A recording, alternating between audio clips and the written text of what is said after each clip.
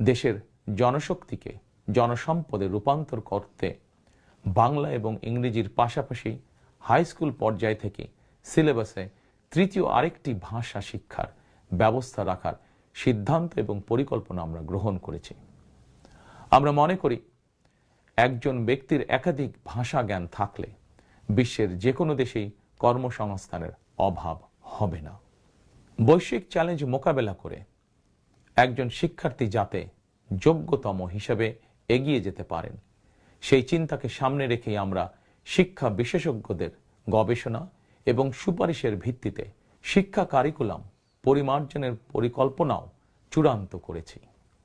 আমরা শিক্ষা কারিকুলাম এমনভাবে ঢেলে সাজানোর প্রস্তুতি নিয়েছি যাতে সকল শিক্ষার্থী শিক্ষা স্তরের প্রতিটি ধাপে একাডেমিক জ্ঞানের পাশাপাশি একটি বিশেষ কারিগরি ব্যবহারিক শিক্ষার দক্ষতাও অর্জন করতে সক্ষম হন।